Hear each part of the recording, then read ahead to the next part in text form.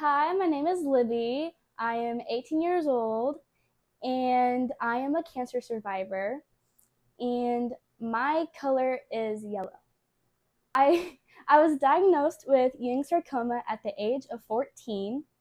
I was in 8th grade at the time and on the dance team. Tuesday, September 17th, we went to the ER. I had to do so many rounds of scans because we found a lump on the side of my ankle on my right side. And then it took all day. 3 nurses came in and they told me, there's nothing structurally wrong with you, but you have cancer. And when he told me that, I was shocked, mad, confused. I was all the emotions because you would never think that if you have a lump in your ankle, you would never think that it would be cancer.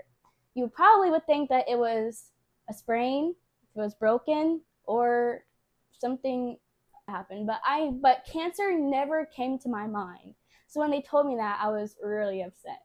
It changed my life so many ways because I was in school and I had a lot of friends. And when they told me that I couldn't go to school, I was upset because I'm a social butterfly. So seeing my friends is always the most important part of my days. So I had to stay home and do cancer treatments. And another hard thing that was really hard for me was I couldn't be on the dance team anymore. My life was different, but in a new different type of way. I had to do a leg amputation and then 6 more months of chemotherapy. When I figured out that I had to get my leg amputated, I was really upset. I never thought that that would happen to me. No one would think that would happen to them if they're told that they have to get a leg amputation. As a young teenager, it was really hard. But that also helped me to mature more, grow more, and helped me have a new perspective on life and actually have a new perspective on which career path I wanted to go to. So it changed my life for the better in a positive way. So I had to deal with the emotional and physical challenges of my cancer journey. The way that I coped with the emotional part of it was I tried surrounding myself with good people, and how good the nurses were and the doctors were. They helped me because they were not sugarcoating anything. They always asked me if I was okay, if I needed something. They just cared about their patients, which I loved. They were gentle with everything that they were doing. The environment of the children's hospital was one of the things because going there, it's like a positive vibe that when you walk in, you would always have like positive vibe. So that's another thing that's how that another thing that helped me. The physical challenge part that I had to deal with was I had to go through a lot of physical therapy. PT and the OT come in to do some upper strength exercises and to work on a lot of balance. Especially at physical therapy, I had to learn how to use a walker. I had to learn how to use crutches. I would say my biggest supporters would have to be my parents. They were with me through it all because they were the ones who had to help me stay positive and help me have a good attitude. They were the ones who also had to go through it. Sorry. So what kept me motivated was my oncologist as well. He was also the one who helped me have like a good mindset and not be too negative, because he also didn't sugarcoat anything, which I liked that part. I liked that side of him because I don't think any cancer patient would like to have anything sugarcoated. So he was just straight up with me, very honest. His tone, the way that he would explain things with me, it was very calm. Friends. My friends were also the ones. My friends were the one who would inspirational sayings. Like they would tell me that everything's gonna be okay, you're gonna be okay, you're a warrior. Like all those words that were being said to me, that's what kept on going. So all the positive energy was my motivation. Like anything that was positive, that was my motivation. I did have some really bad days. What I would say that one of my bad days was obviously the day I got diagnosed. That was really tough. Then I would say like a bad day was when on my first 6-day stay, I was really going through it. I was like, I want to go home.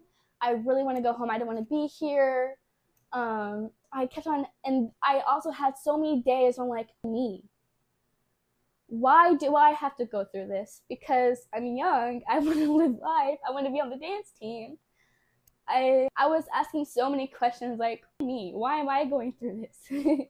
I was sleeping in class. I wasn't really doing good in my classes. I was having maybe like panic attacks in 1 week, maybe 3 times a day in 1 week. Then the beginning of my sophomore year, I had to go to a therapist because my mom was really concerned about me my freshman year. So she wanted to get to the bottom line of it. So I went to a therapist once a week. That really helped me. So some of the advice that I would give to someone who went through the same thing as I did, it's okay to have feelings. It's okay to have bad days because you're going through a tough time. So it's okay to feel all those emotions. Being positive, even though that even though that you're going through a tough time, there are some things you can be positive about. Just graduated my senior year of high school. So I changed my college plans. Before I had cancer, my original plan was to go to NYU and be an actress or be a singer-songwriter. After my cancer treatment, I really want to help people because that's what they did for me. I decided to become a pharmacy technician at the Children's Hospital where I did my treatments, and I'm pretty excited about that. Getting my certification and wearing scrubs. Even if I have a prosthetic, I could still do the things that I love doing. I can still dance. I danced the first time I was at the Runway of Hope. They played the Keeper Shuffle, and obviously I had to dance on that. So that was the first time I've ever danced since having a prosthetic. I got my permit for driving, and I can still ride roller coasters. There are some rides where they're like, oh, you're gonna have to take that leg off. I'm like, even though that there may be some uncomfortable moments, for the parents who have children that are going through the same thing that I did or currently, I just want to let you know to be there for your kids because that is the moment that they're going to need you most, because that's when I needed my parents. If they're having a bad day, it's okay for them to have those feelings because they're obviously going through a really tough time. So just go easy on them, please. And support them. And being there for your kid is really important. So they're going to need you most. Just love on them, care for them, and they're going to be okay.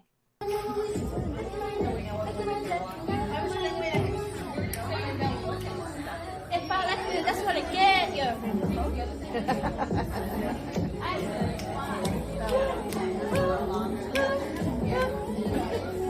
And y'all gotta show me how to put it on Facebook. I'll show you.